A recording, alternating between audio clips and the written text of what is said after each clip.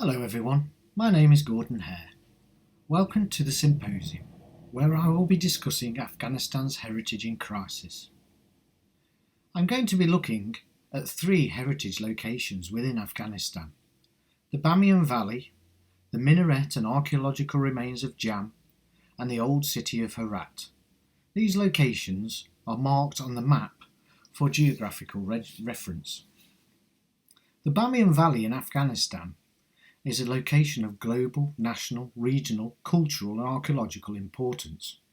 It has received funding, help and advice from world organisations, governments and businesses around the globe after the destruction by the Taliban in 2001 of two 6th and 7th century statues carved into the Bamiyan Valley's rock face, called the Buddhas of Bamiyan. This deliberate destruction highlighted the Bamiyan Valley to all nations around the globe, causing public outcry and calls for help. In return, this celebrity status reduced the global awareness to other equally important tangible heritage locations within Afghanistan, denying them of vital help and assistance towards their upkeep, protection and consolidation. With research from organisations such as the United Nations Educational, Scientific, Cultural Organisation and the Society for the Preservation of Afghan Cultural Heritage, together with the study of current world policies concerning Afghanistan's tangible heritage, will demonstrate the effect of the celebrity status of the Bamiyan Valley on Afghanistan's remaining heritage locations. Recommendations will be made towards the essential changes needed to ensure all, and not only celebrity areas of Afghanistan's tangible heritage locations, are equally treated to funding, help and advice by world organisations, governments and businesses alike, ensuring the equal treatment needed for Afghanistan's global, national and regional tangible history and heritage locations before it is lost forever. Afghanistan has been in nearly constant conflict for over 40 years. This has decimated many of Afghanistan's tangible heritage locations, becoming acceptable targets for controlling regimes to destroy in the hope of breaking the Afghanistan people's fighting spirit or lifting their own regime's profile globally. The ravages of war, the destruction of vast expanses of agricultural land, violence, drought, war economy and sanctions imposed by other nations have also taken their toll on the people of Afghanistan since the Soviet invasion in 1979. Many Afghan people are poor with little or no income. It is to no great surprise then that Afghanistan's tangible heritage sites have become targets for illegal excavations and a black market infrastructure has developed for the trade in these antiquities. Nearly all of these artefacts head towards the Western world. Custom officers at London Heathrow Airport seize 3 to 4 tonnes of Afghanistan's illegally exported artefacts each year. This is just one airport in one country in 1 year, demonstrating the extent of the illegal trade of Afghanistan's heritage. But we must also put this into a different and equally important perspective relevant to this paper. Not just one of academics aghast at the wanton theft of a nation's irreplaceable tangible heritage and destruction of important archaeological and cultural research possibilities. One of the many people of Afghanistan who have little or no choice but to remove artefacts for sale to feed their families, with no unemployment benefit or medical benefits that we in the West take for granted, and a poor infrastructure with little or no job prospects. Is it any wonder such tragic illicit work dominates Afghanistan's heritage locations? Satellites and drones used over the airspace of Afghanistan revealed thousands of new archaeological locations, including outposts 20 kilometres apart along Afghanistan's ancient Silk Road, where travellers stayed overnight. Also, vanished empires and subterranean canals. Unfortunately, Afghanistan is currently too dangerous for any foreign archaeologists to explore in person. So the US State Department has funded a $2 million grant for a new mapping effort. although this will still not stop the illicit theft once these locations are discovered using the imagery from these helpful satellites and drones. Would the $2 million grant not be better spent developing a self-sufficient electronic security system for each location, and a monitoring headquarters with a rapid reaction task force to swing into action, saving Afghanistan's heritage, rather than photographing before and after pictures? My point here is no amount of funding by any government or organisation is going to stop this theft of heritage sites until a stable economy, infrastructure and education is in place, making artefact theft undesirable and redundant to all but the professional organisations. And if the Western world is educated into believing illicit artefacts are distasteful rather than a home showpiece denoting wealth and pedigree, nothing will change. It is not just the people of Afghanistan, but of the whole world who must be educated to see the damage that is being inflicted upon a nation that is rapidly losing its heritage and cultural identity. We begin with the Bamiyan Valley, lying in the Hindu-Kush mountainous region of central Afghanistan. Through the valley runs the ancient Silk Road, which formed a trade route within the markets of China to those of the Western world. The Silk Road derives its name from the silk textiles almost exclusively produced in China and exported along the route. It was in use from 1300 BCE until 1453 CE, extending across some of the world's most formidable terrain for approximately 4,000 miles. The migration of Buddhism from China began in the 1st century, spreading throughout the East, Southeast and Central Asia. The Bamiyan Valley became a Buddhist site around the 2nd century AD, until 770 AD, when the Islamic invasion caused it to end. It did reappear again from 870 AD until the final Islamic conquest of 977 AD. The monks from Bamiyan lived in caves they had carved into the side of the cliff face, decorating the dwellings with religious statues and intricate bright frescoes.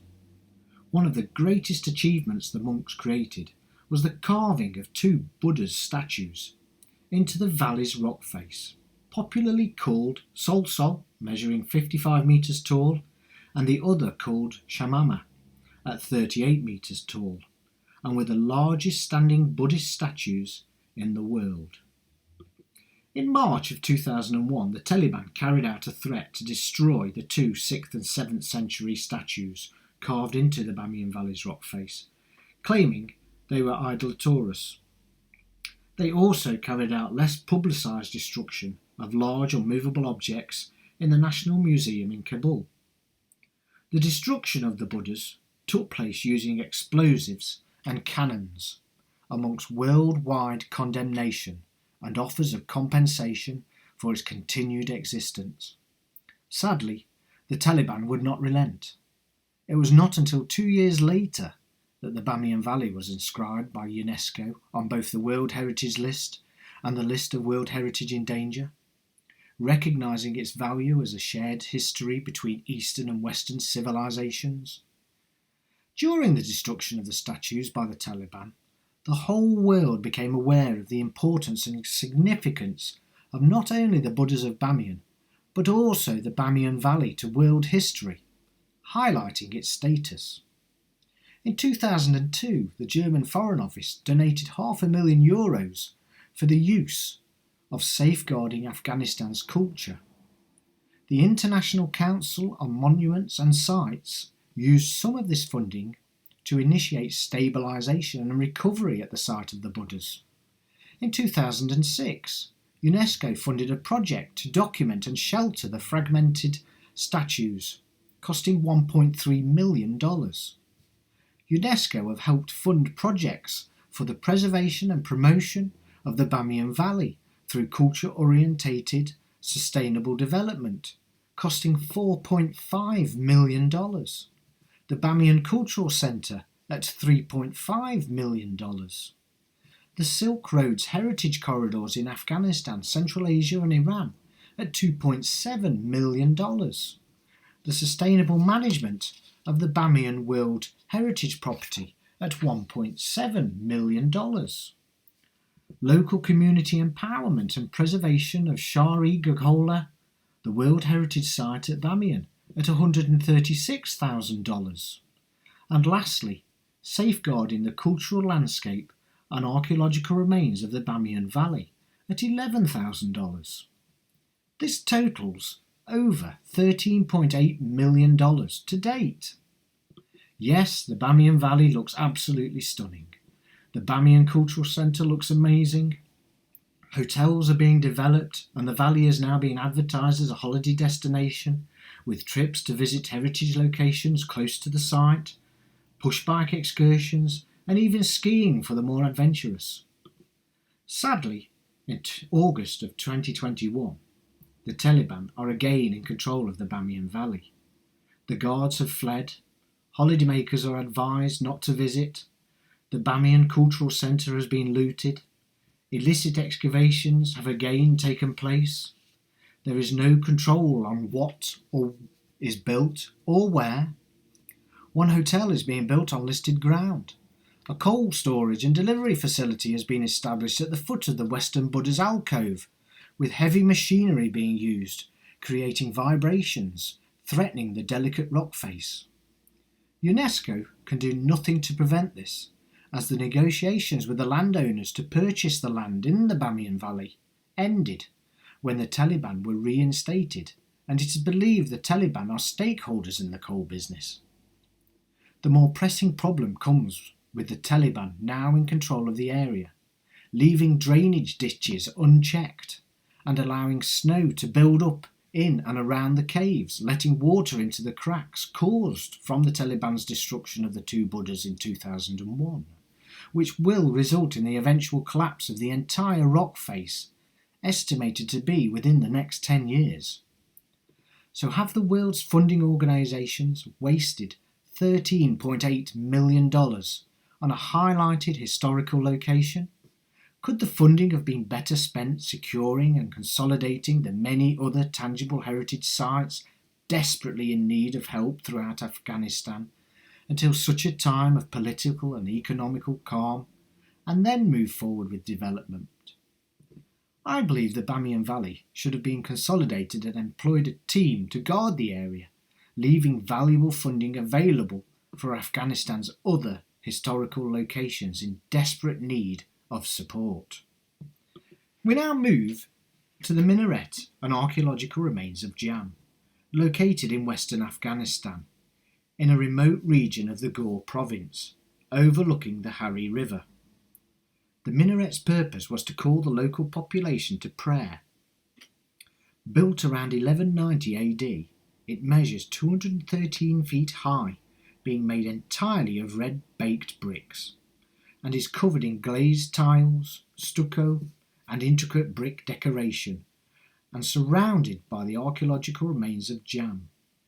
Both the minaret and the archaeological remains of Jian are a UNESCO World Heritage Site, inscribed in 2002, and both have remained on UNESCO's list of World Heritage in danger ever since. The minaret is in serious threat of collapse due to its neglect from erosion, water infiltration and floods because of its close proximity to the Hari River. It has developed a slight lean, creating concern for its stability, intensified in January of this year by an earthquake, shaking its foundations still further. The archaeological ground around Jian includes a cemetery, a pottery kiln, fortifications, and the remains of a palace. There has been a major problem with illicit excavations and looting, risking the stability of the minaret still further. Limited archaeological surveys were conducted in the 1970s, but stopped when the Soviet invasion began in 1979, cutting off access. UNESCO has made attempts to assess the minaret in the past. In 2012 it had plans for 3D scanning, measurements and strengthening of support beams and walls. In March of 2015, UNESCO approved a request of $73,000 for preparation work towards a conservation plan for the location. In 2019, $1.9 million of funding was authorised through UNESCO for a conservation project to begin stabilising and protecting the minaret. The installation of a monitoring system with involvement of Afghanistan's relevant authorities, local professionals and universities.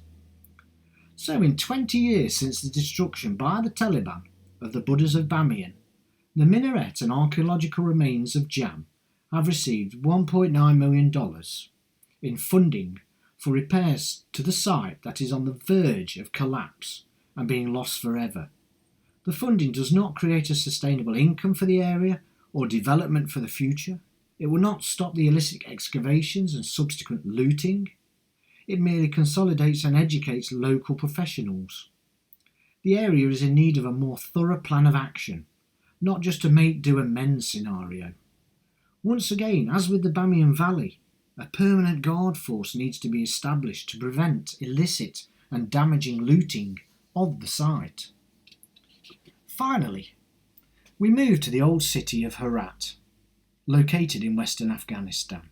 It measures approximately 1,200 square metres and is Afghanistan's most complete medieval city.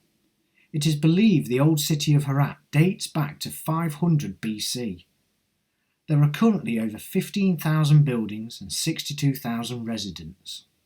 The old buildings in Herat were built from mud brick and are being lost on a weekly basis through neglect and unchecked redevelopment, many being knocked down to make way for modern concrete and glass style buildings with no building controls in place. Unfortunately, many historical buildings and monuments in and around the city of Herat were purposely destroyed by Soviet bombardments in the 1980s to demoralise the population, leaving the area in very poor condition. The old city of Herat is not on the UNESCO's inscription list for World Heritage. It is, however, on UNESCO's tentative list for World Heritage nomination and has remained there since 2004. Meaning it has to reach a set agenda of consolidation by the state of Afghanistan to then become eligible for inscription into the UNESCO's World Heritage listing. It has to fund or find funding from sympathetic organisations to help rebuild and repair areas pointed out by UNESCO to then become eligible for inscription into UNESCO's World Heritage status. It has received funding from organisations such as SPAC, the Aga Khan Development Network, World Monument Funds, as well as countries such as Italy, France and Japan. Having scanned UNESCO's transparency portal for funding on the old city of Herat, there is nothing there for this location, although many references to non-governmental funding organisations, such as the Aga Khan Development Network. Understandably, as the old city of Herat is not a UNESCO World Heritage Site, UNESCO have not included it in their funding plans, leaving the shortfall to be made up by the state nation, the private organisations and other more affluent nations, which ask the question, is the old city of Herat any less important to Afghans' tangible and intangible heritage? No, it is not. UNESCO should not highlight a location such as the Bamiyan Valley and leave equally important heritage areas, especially ones that experience the very real threat of being lost forever.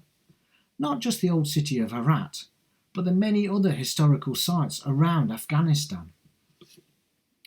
These three examples have demonstrated that although being on the UNESCO World Heritage List, this still does not make the site safe or any more secure. Millions of dollars have been spent on the Bamiyan Valley after being highlighted by the Taliban in 2001, overshadowing the more desperate heritage problems Afghanistan face. The Bamiyan Valley was chosen as an example. The minaret and archaeological remains of Jian and the old city of Herat are chosen purely at random, as there are so many other heritage sites throughout Afghanistan to choose from and use as case studies. The expenditure of over $13.5 million so far on the Bamiyan Valley in Afghanistan's current unsettled climate lacks foresight in the planning of the various funded projects, when a more consolidation and protection viewpoint should have been taken to encompass many more of Afghanistan's historical sites. The need for a secure infrastructure, with education being available to more people, sadly denied to most of the population due to war economies. The desperate need to stop illicit excavations and looting of historical sites must be made a priority to halt this downward spiral. The need to oust corrupt officials who turn a blind eye or profit from the illegal excavations. But most importantly, to instill a sense of national pride for Afghanistan's history and heritage, that they, the indigenous population of Afghanistan, have in the past and present accomplished. So too, the rest of the world must take responsibility for their part in Afghanistan's heritage crisis, for it is the Western values that have created a market for illegal artefacts, glamorized in movies and dramatizations, giving gravely wrong idealisms. The media must also take responsibility for highlighting areas and failing to show the wider picture of Afghanistan's heritage problems, concentrating on the sensationalization of a smaller picture. Currently, a new and more pressing threat has reappeared to Afghanistan's heritage, that of the Taliban, now in control of Afghanistan's infrastructure once again, who have a notorious history of cultural destruction and scant regard for heritage. Will the Bamiyan Valley now be left to collapse and be lost forever? And will $13.5 million have been wasted that could have been used to conduct archaeological digs to remove and safeguard artefacts from many of Afghanistan's heritage locations, or provide security measures to others? One can only watch with bated breath to see what unfolds. That is the end of my symposium.